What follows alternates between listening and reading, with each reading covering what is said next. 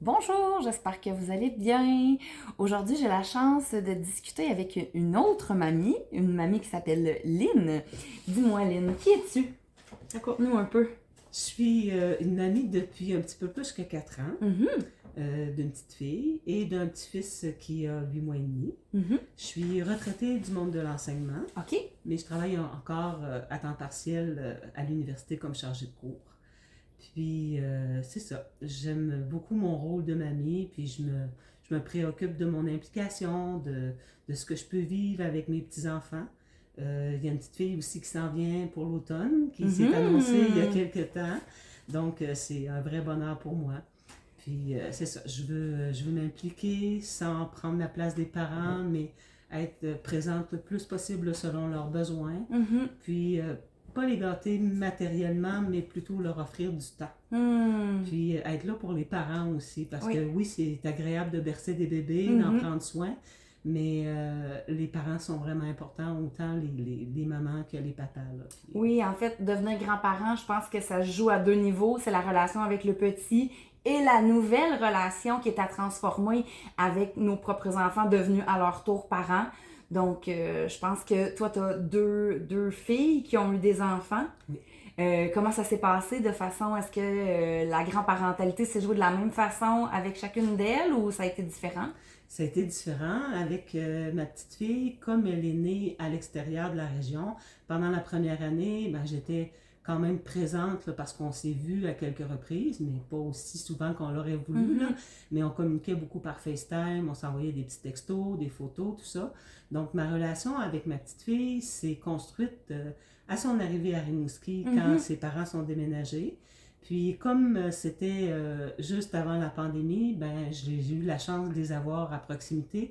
Puis quand la pandémie s'est déclarée là, au mois de mars, j'ai joué le rôle de gardienne et de mamie à la En fois. même temps, Donc ok. on a développé une relation vraiment très privilégiée. Là. Je laissais quand même de la place à la maman là, pour Mhm.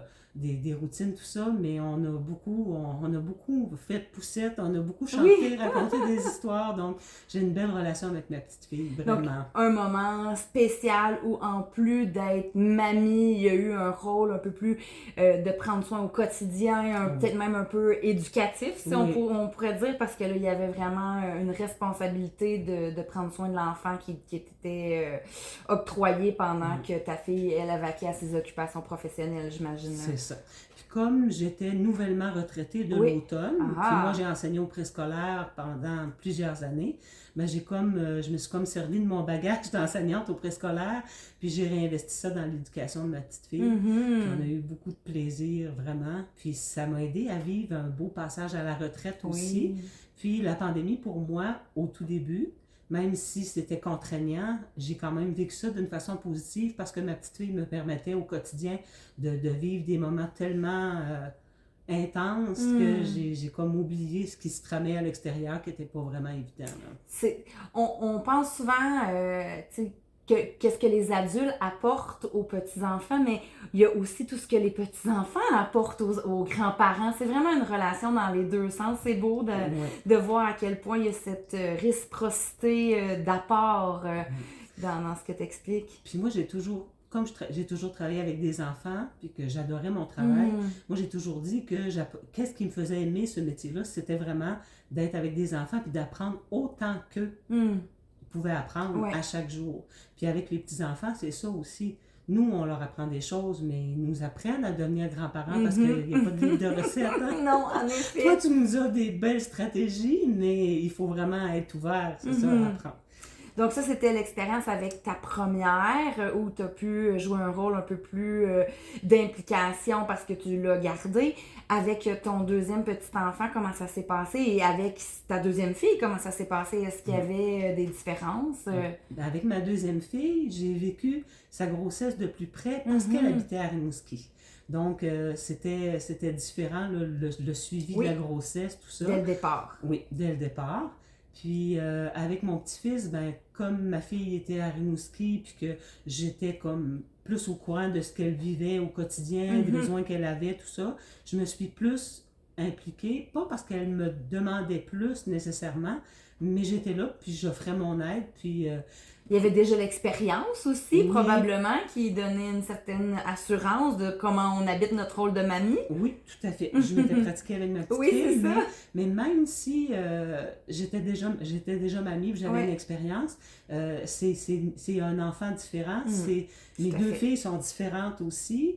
Ce qui fait plaisir à l'une peut agacer l'autre. Donc, c'est vraiment important de bien communiquer puis de se situer dans notre rôle là, de Trouver mamie. la justesse, hein, c'est pas facile de trouver la façon juste de s'investir avec une ou avec l'autre. J'ai l'impression que toi, tu as réussi à bien jauger tout ça dans tes relations avec tes filles. Ben, en se parlant, en posant Ouais. des questions. Est-ce que tu veux que je fasse ça? Est-ce que tu veux que je t'offre ça? As-tu besoin de moi? Donc, La c'est ça. communication est vraiment la clé de votre réussite Oui, exactement. Il de faut se parler, soutien. faut s'ajuster aux besoins de chacun et de chacune. Puis, il y a les papas aussi qui sont dans le décor, là, qui ont reçu une éducation qui est peut-être différente. Puis, moi aussi, je faisais très attention pour ne pas prendre la place du papa, justement. Je suis là en soutien aux besoins, mais quand le papa est là, ben, c'est sa place à lui là, de s'occuper de son enfant. Là. Hmm. Et maintenant, j'entendais qu'il y a un bébé qui s'en vient. Comment il y a une recomposition familiale qui fait qu'il y a d'autres grands-parents, des nouveaux grands-parents, des anciens grands-parents.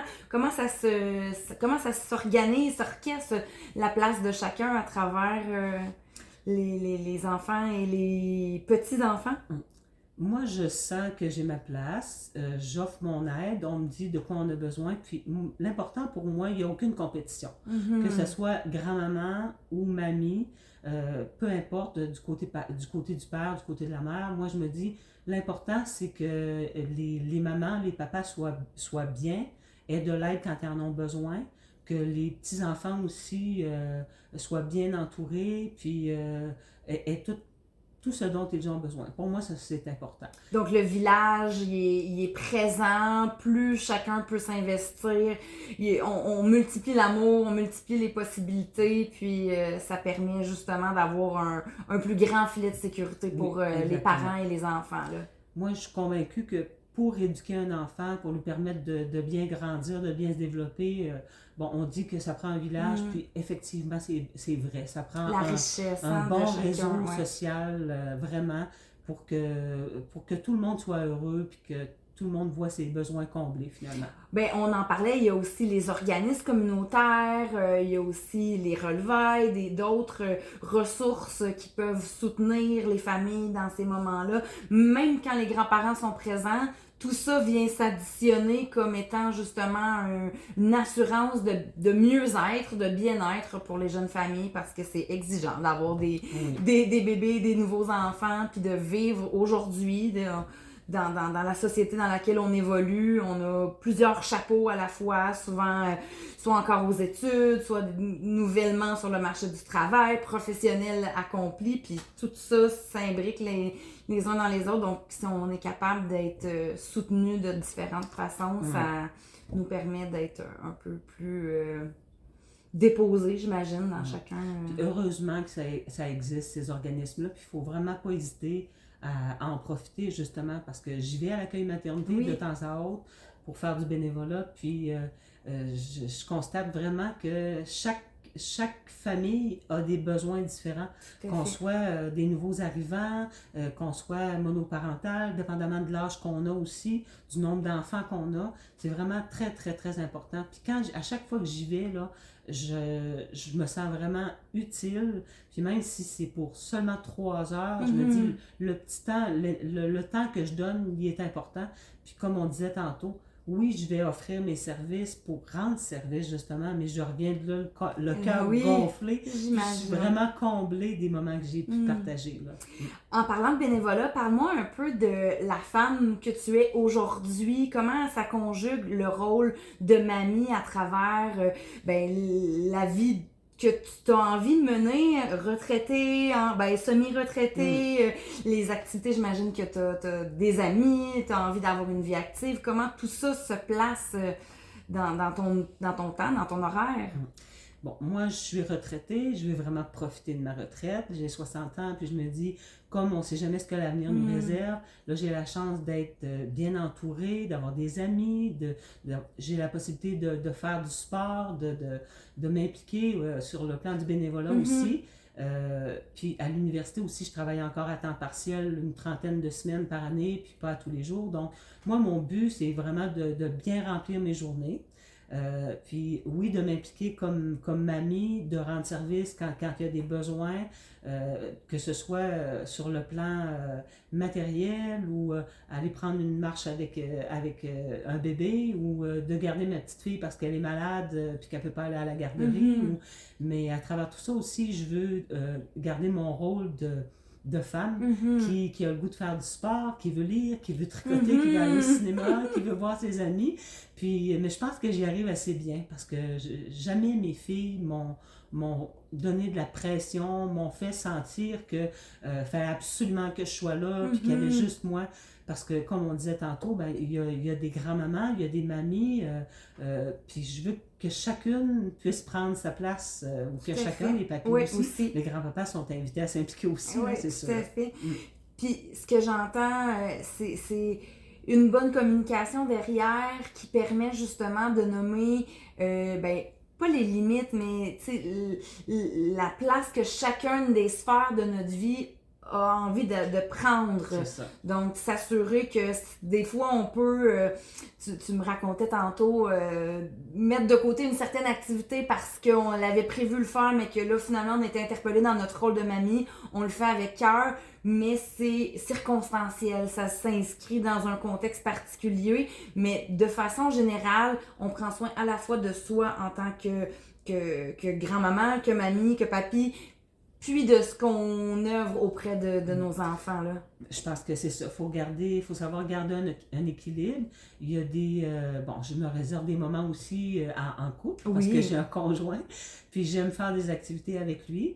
Donc, à mes filles, je peux dire à un moment donné, en fin de semaine, samedi, on a une randonnée de motoneige. Donc, si grand-maman, parce que moi, je m'appelle mamie, et il y en a qui s'appellent grand-maman. Bon, si grand-maman peut venir en fin de semaine ou ta belle-sœur, par exemple, je me réserve des moments que je gèle un peu dans mon horaire. Mais passe le flambeau, là, dans ce temps-là. Mais il y en a d'autres où je suis très, très souple. Puis, je suis capable d'établir mes priorités aussi. Mais je ne sais pas si tu connais l'analogie du chasseur de mammouth. Quand on veut partir à la chasse pour nourrir notre tribu, il faut d'abord s'assurer d'avoir bien mangé avant de partir. Parce que si on n'a pas la force puis l'énergie pour aller à la chasse, il n'y a pas que nous qui allons mourir, mais toute notre tribu. Oui, tout à fait. Un peu comme le masque de l'oxygène dans l'avion. Ouais, donc, exactement. on s'assure justement en tant que mamie d'avoir répondu à ses propres besoins, d'être bien, d'être pleine pour pouvoir après ça aller offrir son soutien, l'aide auprès des parents ou des petits-enfants qui ont besoin. C'est ça. Puis des fois, je me dis aussi, moi, une nuit de sommeil qui est un peu écourtée, c'est pas grave, je suis à la retraite, j'ai le reste de la semaine pour récupérer. Tandis que la maman, elle, il y a peut-être du travail qui l'attend, puis si elle est en congé de maternité, puis que elle, ses nuits sont très, très, très écourtées, à quelque part, je me dis, je pense à elle en premier, puis moi, je passe au second plan, mais c'est pas à tous les jours. C'est circonstanciel, comme tu dis. Si tu avais un conseil à donner aux jeunes parents, tu dirais quoi? C'est important de s'informer, de lire, de bien écouter ce qu'on nous dit à l'hôpital aussi, les petits conseils ou peu importe à la maison des naissances. Par la suite aussi se faire confiance parce qu'on apprend à devenir maman, papa, comme notre bébé apprend à devenir un bébé aussi en dehors de l'utérus, si on veut. Puis de ne pas hésiter à demander de l'aide. Puis c'est pas parce que tu demandes à ta mère de préparer un repas parce que tu n'as pas eu le temps ou de venir passer la nuit avec toi parce que tu as passé une mauvaise journée puis que tu as besoin d'un répit qu'on va te juger comme étant une mauvaise mère. Je pense que c'est important, c'est ça, de faire confiance à notre environnement, justement, puis de ne pas hésiter à demander de l'aide. On n'est pas une mauvaise mère ou un mauvais père pour autant. Et si tu avais un conseil à donner à d'autres futurs grands-parents ou des nouveaux grands-parents, qu'est-ce que tu dirais? parlez-en entre Mhm. vous, entre papy et mamie, grand-papa, grand-maman. Partagez ce que vous vivez, de quelle façon vous vous impliquez, tout ça. Puis, des fois, on peut vivre des petites situations qui sont, je dirais pas frustrantes, mais des fois, on est peut-être un petit peu déçu. On s'attendait de s'impliquer un petit peu plus, puis Mhm. on se fait dire, ben non, finalement, j'ai pas besoin. Mais c'est ça, il faut se parler pour se rendre compte qu'on n'est pas tout seul là-dedans, là. Mhm. Puis on vit Une ça à réalité différents niveaux. partagée, ouais. Exact. Mm. Plus on partage, que ce soit pour l'éducation des enfants, notre rôle de grands-parents, notre vécu de femme ou d'homme, je pense que plus on se parle, plus on réussit à rencontrer des gens qui vivent des choses semblables, on se rassure entre nous, puis ça, c'est vraiment important. La communication, puis tout ce qui peut être échange, là, je Tout à pense que fait. c'est vraiment primordial. Dis-moi, Lynn, qu'est-ce que ça t'a apporté, toi, de pouvoir échanger avec moi, avec devenir grand-parent? Ça a été quoi l'impact que ça a eu sur ta grand-parentalité? Moi, ça m'a permis vraiment de réfléchir sur mon rôle. Les questions que tu me posais m'amenaient toujours à analyser, à me questionner. Ça ouvrait aussi plein de portes, ce qui fait qu'on a toujours eu des belles discussions parce que c'est pas la première fois qu'on se parle. Puis, je trouve que c'est vraiment essentiel de réfléchir à ça, ce rôle-là, de savoir quelle place on veut prendre, qu'est-ce qui peut fonctionner, qu'est-ce qui peut être moins le fun. Et c'est normal aussi Mhm. que ce ne soit pas Normaliser, tout toujours à fait. parfait. C'est comme quand on devient parent, Mm. on l'apprend au jour le jour, au quotidien. On a un premier enfant, ça se passe d'une certaine façon. Un deuxième, c'est encore la même chose, c'est différent. Puis quand on est mamie, qu'on le soit d'une fille ou de l'autre, ou d'un Ouais, fils, c'est ça. Donc moi, je vois vraiment une grande utilité à ton projet. Puis je suis vraiment contente que tu fasses appel à moi quand tu as besoin. ben merci beaucoup de ton partage. Moi, j'apprends beaucoup en te côtoyant, en comprenant mieux justement comment les mamies puis les grands-parents œuvrent auprès des parents et des petits-enfants. Je trouve que c'est riche. J'espère aussi que d'autres grands-parents auront pu se reconnaître à travers tes propos. Puis, ben, je vous remercie. Au plaisir. Bye bye.